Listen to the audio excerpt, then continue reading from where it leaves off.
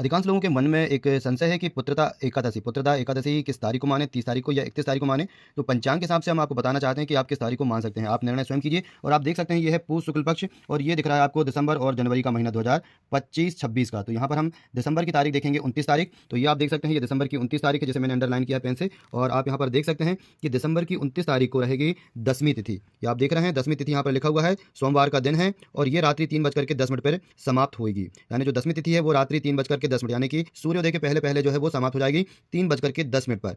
तो 3:10 से जो तिथि लग जाएगी वो लग जाएगी एकादशी। तो ये देख सकते हैं आप एकादशी तिथि जो है कि मंगलवार के दिन रहेगी। और ये कब तक रहेगी, ये जो है समाप्ति का समय रहता है। तो ये समाप्त हो जाएगी रात्रि 12:56 पर। यानी कि जो 11 है वो उसी दिन मान के चलिए 30 तारीख में रात्रि 1 बजे लगभग समाप्त हो जाएगी। तो यहाँ पर आप देख सकते हैं, ये देखिए आप, ये 30 तारीख है। 30 तारीख में पुत्रदा एकादशी यहाँ पर ये पंचांग में लिखा हुआ है। ये जबलपुर का पंचांग है। मैं आपको फर्स्ट पेज भी दिखा देता हूँ कि ये कौन सा जो है वो पंचांग है। तो ये देखिए पुत्रदा एकादशी व्रत यहाँ पर लिखा है सर्व शाम, यानी कि पूरे समय यहाँ पर दिया हुआ है। तो अब ये पंचांग कौन सा ये भी मैं आपको बता देता हूँ। तो ये जो पंचांग है ये आप देख सकते हैं, ये है लोक विजय पंचांग, जो कि जबलपुर से जो है प्रकाशित होता है। यहाँ आप देख सकते हैं नीचे जगन्नाथ जहाँ लिखा हुआ है और ये जबलपुर का जो है एड्रेस दिया हुआ है। तो ये जबलपुर दूसरा पंचांग है, जैसे हम कह सकते हैं कि ये चाहे कंप्यूटर का पंचांग हो सकता है या इसे हम कहें कि यूनिवर्सल भी हम कह सकते हैं, क्योंकि आजकल जो है अधिकांशतः जो है वो मोबाइल कंप्यूटर की पंचांग तिथि पर ज़्यादा विश्वास करते हैं। तो आप देखिएगा यहाँ पर कि जो तिथि यहाँ पर लिखा है 30 तारीख, सबसे पहले आप देख लीजिए कि 30 तारीख की जानकारी है। और 30 तारीख में जो तिथि है ये 10वीं तिथि जो है, तो 10वीं तिथि जो है वो 7:53 तक के रही है। ठीक है, 7:53 तक के AM तक के रही है 10वीं तिथि। उसके बाद एकादशी तिथि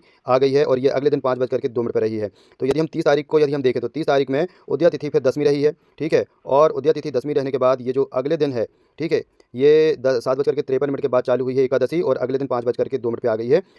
तो जो लोग उदया तिथि के हिसाब से व्रत रहते हैं, वैसे तो 10वीं विद एकादशी नहीं रह जाती, एकादशी विद द्वादशी रह जाती है। तो उस हिसाब से यदि आप इस पंचांग को यदि सही मान रहे हैं तो इस पंचांग के हिसाब से जो है वो एकादशी तिथि फिर 31 तारीख को मानी जाएगी। और 31 तारीख में हालांकि ये कुछ ही क्षण जो मिलेगा आपको एकादशी का मिलेगा, क्योंकि सुबह सुबह 5:02 तक की एकादशी रहेगी और उसके बाद जो है ये द्वादशी चालू हो जाएगी। और ये द्वादशी तिथि जो है ये अगले दिन यानी कि जनवरी में 1 जनवरी को 1:50 AM हम कहें, या रात्रि 31 तारीख में रात्रि 1:50 पर या 1 जनवरी के 1:50 सुबह तक के रहेंगे। तो व्रत का पारण जो है जो 31 तारीख में रहेगा दिसंबर में एकादशी, वो 1 तारीख को करेंगे, 1 जनवरी को पारण करेंगे।